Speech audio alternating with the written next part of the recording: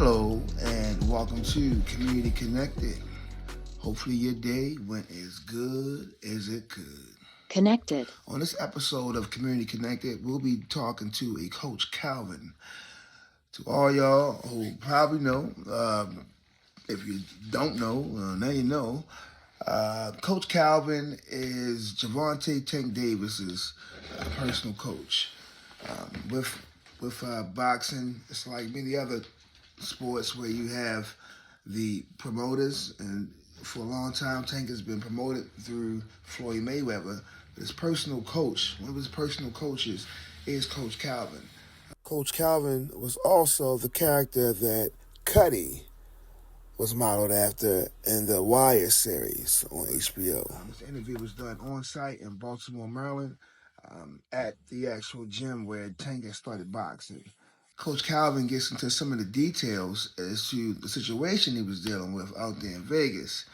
He's also talking about the future of boxing and, of course, the future of Tank. Community Connected, where you'll get the community's perspective. You had recently did an interview Connected. with a senior, talking about the things that you experienced when I was locked up. Yeah, because you put a post up, and I wanted to talk about that. Doors are opening. Mm-hmm. The wait wasn't punishment; it was preparation. Yeah, when I went over there, because I can't talk about my case, but when I went over there, I seen something different. And I did 10 in the feds, and city jail is not like it used to be. And I'm watching the squeezy kids. I've been watching how they looking at the juveniles, and I look at my situation. They already came and got us already, and we still surviving. Now they going after the kids. And me being there, looking at the process of when you coming into central booking and whatnot, and I thank my Lord for all the work I've been doing in the city that it didn't mistreat me. So I'm gonna thank Baltimore City. They didn't mistreat me. They know that wasn't my character, first and foremost. Some of the guys, when they see me coming, they thought I was a CI, and they said, "Yo, that's our coach. They're trying to take our coach from us now." You get what I'm saying? And I understand my Lord took me over there to see the work that I've been doing in the gym, that I got to come out the gym there and go into the streets. Because we got a lot of kids that's at loss. Y'all OGs, you can't tell me these youngins don't want to listen to, because I went to jail. I had the Jays, the Muslims, the Crips, the Bloods, and civilians. And they say, I went into a unit and they was asking me for my paperwork. I said, okay, all right. They want to know what's going on. What's next? And I'm looking at them and I'm saying to them that, look out that window right there. Who's out there? They say the officers. I said, what officers? They say the Africans. Africans is all through the whole system there. And they good at turning keys with a smile.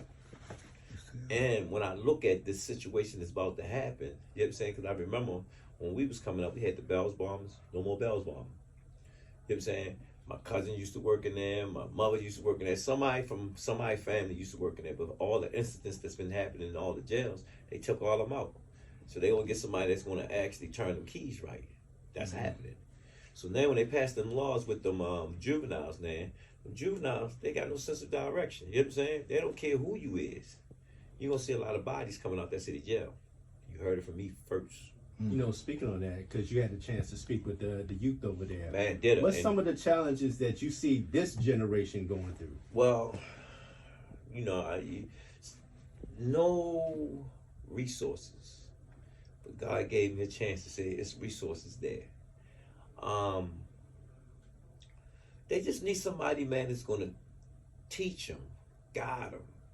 You know what I'm saying? Nobody don't want to talk about the elephant in the room. Why things the way they is. I used to ride around the city. I said, damn, why all my black brothers standing on the corners and we're not standing in the buildings? When I was coming up, we was on the block.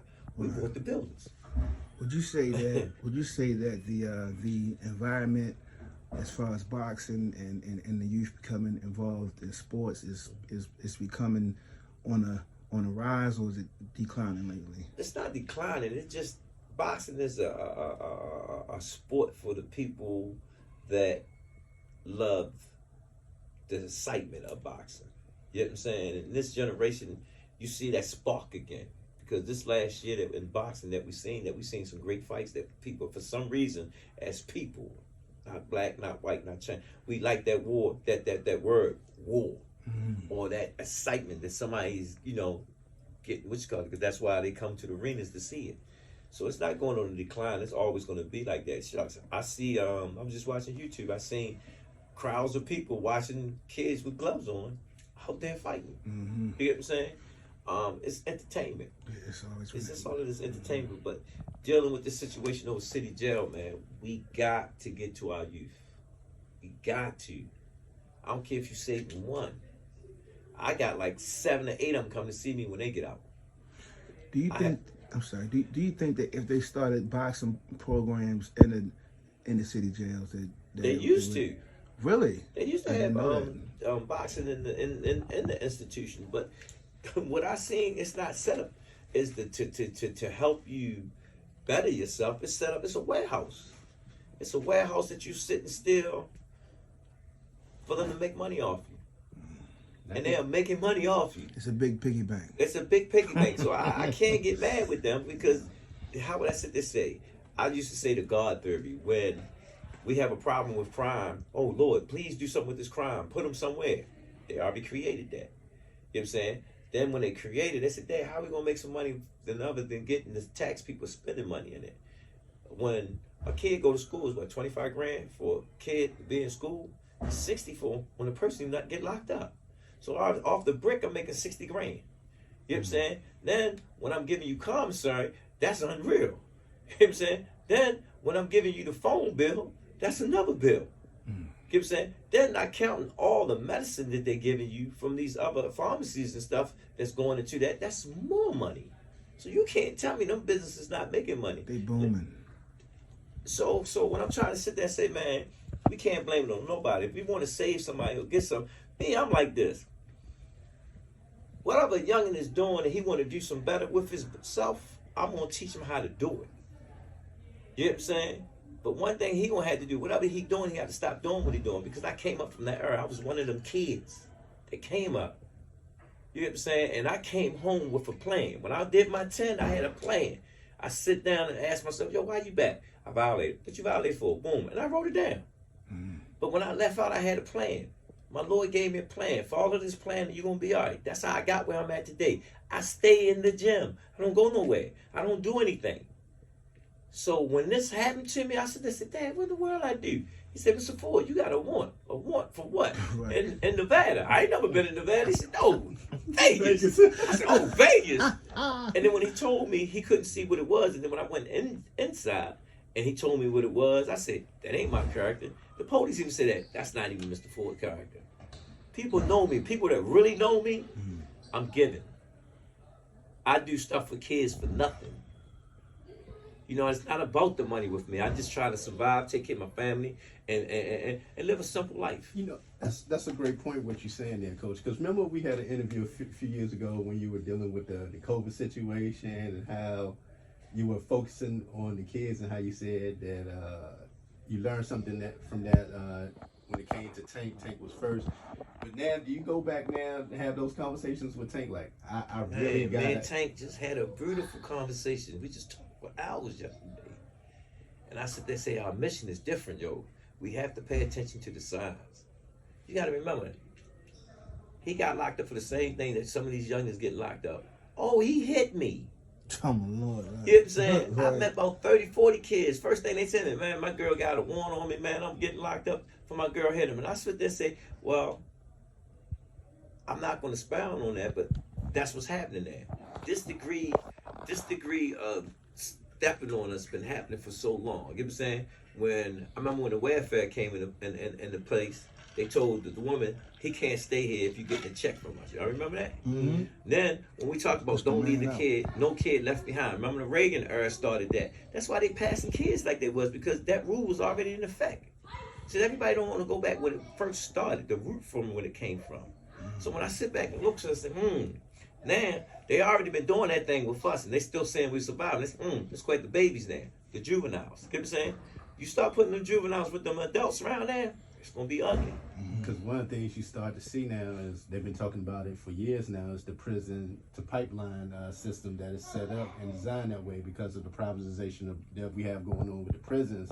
So I remember, I think it was back in the early 2000s, there was some empty prisons in Virginia and they needed to get them filled. So he's like, what we got to do to get them filled? And that's They what we ready to started, do it. and that's what they were doing. It's Influx. business. A lot of prisons are privately owned now too. It's I don't know business. how you can own a prison. That's what kind of investment Because is if that? you got the money to invest in it and take care of the bills, you can invest in it. It's as simple as that. But you got to fill it now. And how do you feel it? How you If feel people it? breaking the law, doing certain crimes, we're gonna lock them down. I seen incidents, the box.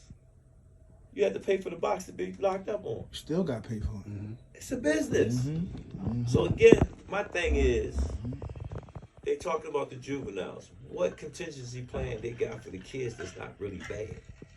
You know, and my Lord showed me. So, you know, my job is to put these people together that helps me and try to come up with a plan, because I have a way that we can help each other. You know what I'm saying? Because to tell you the truth, the kids do want some guidance. I seen it for myself. They do want some guidance. You know what I'm saying? And I know they do want some guidance because we do it here. Nobody, I'm like this. You got some gonna go right and some gonna go left. It happens. But if we sit there and try to help them, the ones that's gonna go left is gonna go left. The ones that's gonna go right. It's as simple as that. Now, Coach Calvin, you've been dealing with youth for A long time. quite some time. What would you say is, of course, everyone is different, but what are the most common problems that you may find in some of the nature of the young men that you come Not having across? male figures in the house. Some of them don't have their mother figure in the house. Education, finance. You know what I'm saying? My partner Kenny used to always say, if a guy see his dad laying on the couch every day, what do you think he gonna do when he get older? Unless he got a drive that he want something different for himself. And half the time when he walk out the door, only thing he's gonna drive to is what he see in his face every day. Unless somebody around him direct his challenges somewhere else or see some talent that he have in him to devote that talent and cultivate it so he can be something. Coach, have you ever had a situation where your kids that you knew came to the gym and were hungry? Yeah, we do that now. That's why we had sponsors come in here and need cases and stuff. That's why Smoothie King is who he is. Exactly. That's why I was going to bring him up. Man, clothes, Under Armour. Why y'all think we sit there and say we salute Under Armour? We got rooms and stuff that I give clothes to people. You know what I'm saying? You know, everybody keeps saying, oh, Tank and I'm rich. We're not rich. We humble people. We make it do what it do. I'm not going to tell Tank, I need this, I need that, I need that, I need this, I need this. You know what I'm saying? I'm going to teach my kid how to work for it. I'm going to work for it. I'm going to hustle for it. You know what I'm saying? I'm going to do it the right way. So when it jump off, I can sit there and remember how we made it happen. We worked for it. Baltimore City was a city that, man, manufacturing was coming out this city. Work was coming out this city. You don't see none of that anymore. You know? How can we change that? All these vacant buildings. Everybody don't understand the science. Why Tank bought the block? Yes. You get money, buy your block. Buy something. Put something back in your neighborhood. They don't get it. Speaking on that, Coach, what was your thoughts when that fire broke out? It was sad. It was sad. I was actually filming it myself, you know, but at the end of the day, just let us know what we're dealing with in the city, you know? But the thing, I'm not going to let that discourage what our plans is. You know what I'm saying? We're going to make that a beautiful neighborhood. Because I told him yesterday, I said, Youngin, how did it feel? He said, man, it feel good. I said, but it's going to feel great when all this is over with and them homes are up. You did something positive that's never going to go nowhere. For those that don't know, could you explain which block that is? I don't remember the address. I just know how to get there. You know what I'm saying? West Baltimore. It's on West Baltimore. Okay. It's right around the corner from us, where he actually was born and raised at. You know what I'm saying? He went on and bought the whole block up. That's a wonderful thing. And that's major. Yes, it is. You know, that's Yes, it major. is. So And when you start seeing other celebrities buying up blocks, buying up areas, that means they putting their stamp down. You know, when you see a black man buying property or land, man, that's major. That's changing the game. It's long-term progress. Nah, and that's what that's what we're trying to tell y'all, man. Spend with you. It's not a racist thing. You know what I'm saying? Let's bring each other up. Let's bring each other up. Man, when I was over city jail, man, them little youngins, man, I got like 8 of them. I got 8 of them. And my goal is, can I change their mindset? If I can change their mindset, I can change their heart. How surprised were they when they saw you over This was the funny part. Some of them didn't know me, and some of them did, you know. But they was just shaking their head. Coach, what happened? I said, guess what? I'm just a traveler passing through. There you go. You know what I'm saying? Because I didn't do anything in Baltimore City, Maryland, you know what I'm saying? It's just the rules. I had to wait on Vegas to come get me, and they came and got me. You know what I'm saying? They came and got you. Yeah, so they had the great thing about it that they gave them a period of time to come get me, you know. So I had a chance to see the ins and outs. You know, sometimes they should send some of these politicians that put these rules and stuff in place and look at the concept. Because this was the funny thing about it. I went through Baltimore and then I went to Vegas. Vegas setup is just like a motor vehicles. there? Okay. It's a process. You know, we don't like going to motor vehicles because you got to move to this station, this station, this station. That's the same way their process is set up. Nice and smooth. Really? But when you go back and lock up, you're locked up. So, You get what I'm saying? they got some similarities. Lock up is lock up. Lock up is You know what I'm lock up. saying? Lock up is lock up. You're going to get that hard cement brick thing. You're going to get that in the cold room.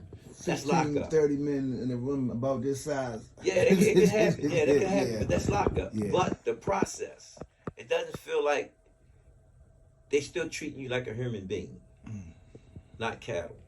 Did you have to get in a different mind state? Did it Bruh, take you back? listen to what I'm saying. I'm still trying to get back mentally because in Baltimore City Jail, I had to go back like I was in the penitentiary mindset because I didn't know what I was dealing with. You know what I'm saying?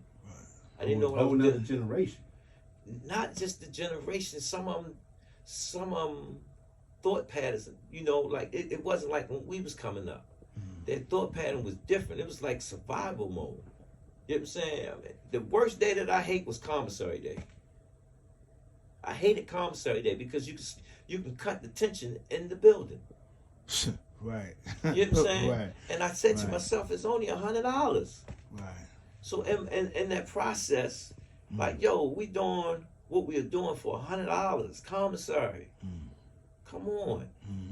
You get what I'm saying? My thing is, shucks, if y'all help everybody in there, then you don't have to be worrying about commissary. Where I came up, if I went to the store, I took a couple of dollars, put it in charity, somebody else came in, they had something to come into because when you first come in the jail, nobody got nothing. Yeah, you. Right. Nobody got nothing. So they should be thinking like, hold up, man, let me do this. Bro, when you go to commissary, if you stand long, make sure you put it back. Right. So now if we taking care of everybody, you know what I'm saying? We don't have to worry about nobody getting what? Robbed. Right. Nobody ain't got to be hungry. Yeah. Where I came up, we fed everybody. Only thing we didn't like was liars, snitchers, you know what I'm saying? Thieves. And thieves in the unit. If you was one of them, you couldn't come in the unit. If you was a pedophile, you couldn't come in the unit. You know what I'm saying? All the old heads. Pops, you good. I had all the old heads sitting with me. You know what I'm saying? Because I'm about to become an old head. You get what I'm saying? When the youngins see that, I said, y'all get up every morning, go work out, go read a book, find some. Don't become a box like you in a warehouse.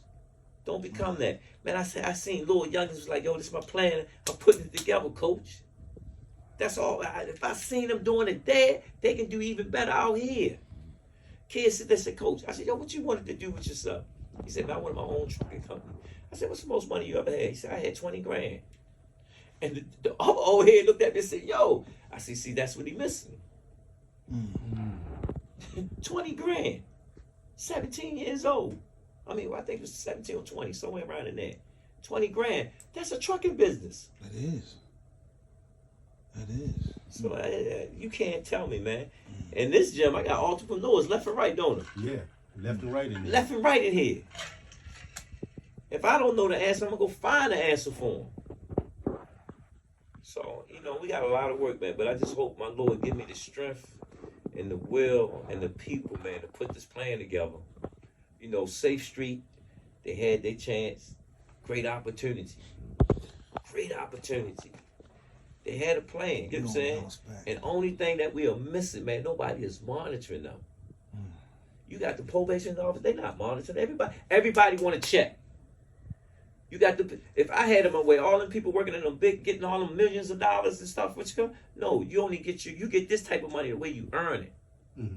You know what I'm saying? Because then the situation will flip, because they won't become about the check. It'll come about helping somebody, making them achieving these goals. And that concept came from, if I can train 40 to 50 national champions in this gym, you can train a kid to be a good citizen if you give him the right resources. Speaking on that, Coach, what was that conversation with your kids like coming back into up there? Because with them knowing your situation, I don't know if all I had of to them apologize to them. Was that a tough conversation to have with your kids? And did they I had have to apologize questions? to them. Because that wasn't supposed to happen. But the strongest thing that stuck with me that night, I watched Kobe Madison spar. I was supposed to be going to a fight that night. The next day we were supposed to fly out. And I said, Kobe, if you fight the way you fight just now, man, you're going to be all right. And he's like, Coach, man, I'm going to be all right. So his confidence was there. I had a little kid, we called him Showtime. Man, this kid liked that. And he said, Coach, come here, I got something to tell you. I said, what you got to tell me? He said, I'm staying in the gym every day with you now. I said, man, get out of here. You're a football player. You ain't trying to stay in the gym with me. He said, yes, sir. He said, man, I'm quitting football, and I'm going to dedicate my time with you in this gym. I said, yeah, all right, I believe. And before I left out the gym, he said, Coach, I love you. That was the last thing I remember. Walked out the door, Kenny stopped me. Yo, the police watching me. I said, oh, they my private security guards, yo. And I walked out. Police came out there, said something to me, said I had a warrant. Next thing I know, I'm over city jail. It is what it is. But that little kid kept that in my mind. And before I said that, or before everything happened, Fun Dad Ray looked at me and said to me, yo, what's up with you? You look like something's on your mind. And I've been troubled about a lot of things. Because that morning I came in and looked at the gym, I said, damn, this is what we work for. It's not good enough for me, And he said, it looked like something wrong with you, something on your mind. I said, I got a lot of stuff in my mind. I'm trying to figure out a way. I'm trying to make it better, Bam, that's what happened to me, Do you feel it was a way for Allah to get you back? It was. Because you got to remember, I did 10 years. That's what got me where I'm at now. So he put me right back to get my focus back. I already knew that. Like a little reminder. It wasn't a little reminder because, I ain't lying. It felt like I just did 10 again. Wow. In that amount of time. In that time. In that time window. Right, because it was tense. Them days was tense, How would I say this? You had to carry yourself a certain way because you never know how people thinking in that situation. But I think all the people that was around me, you know what I'm saying, and understood what I was saying to them, because it can happen to any one of us at any given time. At any given time. That's how this is being designed. If you look at the situation, because I had a chance to talk to some of the guys of how they got locked up, what they was locked up for, you know what I'm saying? And looking at the process, how they bring you in, it got to be better than that. You know what I'm saying? Some of them don't even be long, supposed to be sitting that long, They should have a criteria, a better system, And I listened to some of them, they say some of the county system, you in and out. You know what I'm saying? Because of the process, based on your severity of your crime, and whatnot. Let me ask you this: what made you get into boxing? Oh, Reggie Gross, Warren Boyd. They was my inspiration. My brother took me to watch Sugar Ray Leonard when he fought at the Civic Center. So it was something that. Most African American kids, a lot of them, I used to fight all the time, that energy. Boxing for me gives me that energy that I like to look for. And you've been into that for quite some time. Yeah, I've been doing this for years, you know. Who would you say are your top three favorites? We know who one of them are, but who would you say is your top three? As far as fighters, Yeah, as far as fighters. oh man, I know that's I got hard a to lot do. of, That's hard to I got do. a lot of fighters that's top in my what you call it, but I'm basically like them fighters that put it all on the line. They put it all on the line, and how would I sit there and say, I like Tapia, you know, I like because he entertained the crowd. Mike was my man, still is. He entertained the crowd. Holyfield, you know, he get hit, he gonna hit you back. Holyfield, oh my Yeah. God. Yes. Like I said, I got it's a lot of them. It's a lot of them that I like because, you know, the work they put. I like the Pacquiao because he came from nothing to something and he was humble with it. You know, Floyd, the skills, the hard work, the dedication. Ali talked the talk and stood what he stood for. Nobody don't talk about Joe Gans. You know what I'm saying? He was the first champion from Baltimore. See, a lot of people don't know that. You know, Carissa Shield, she putting in work from the amateurs to the pros. You know, it's a lot of them that I admire and I respect. You know, Terrence Crawford. Gotta give him his props. You know, Gotta give him his I won a lot props. of money that night. Gotta give him his props. It's a lot of them that I really, how would I say, appreciate because they move in the sport. They move in the sports. Benavidez, he move in the sport. You know, and y'all know my favorite, Gervonta Tank Davis. JTD. You know, Yes, he putting in that work.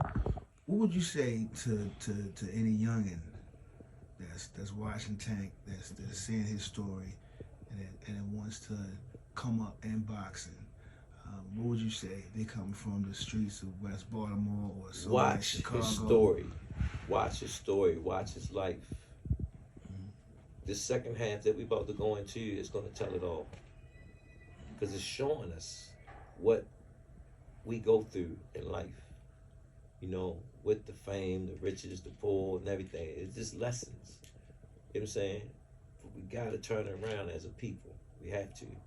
We got to turn it around as people because it's getting crazy, man, you know. And I look at my Spanish brothers. They support each other. They support each other, man. We got to start supporting each other. You know what I'm saying? Because how would they say? It's a saying. They say boxing is a black man's sport. You know what I'm saying? Not far as color wise. You know what I'm saying? It's like the lower tier of coming up, and they changing that game now. Right. They changing that game now. It's changing. Right. You know, so you better make the best out of it while you can. I had to ask you about this, Coach, man, because you've been around his family, Jaleel Hackett. Oh, that's I just got finished talking to his dad. Yeah, me too. So you know, with him, recently just got ranked by the WBC, one of the sanctioning bodies, ranked 38 in the world. You know, they only do the top 40, I think, anyway. So he's in there. 38 with 8 fights, Coach, man. I gotta get your thoughts on that. Well, Jaleel is Jaleel. Jaleel raised up with us. You know what I'm saying? Just keep your eyes on youngin. Keep your eyes on him. He got a good system in place. His system is tight. His family, father, you know. I call his dad. His dad said, "That's your son too." You know. I call him Jaleel. Jaleel here. And one thing what I love about Jaleel, he said, "Man, when I get with y'all, I'm learning. You know, Jaleel."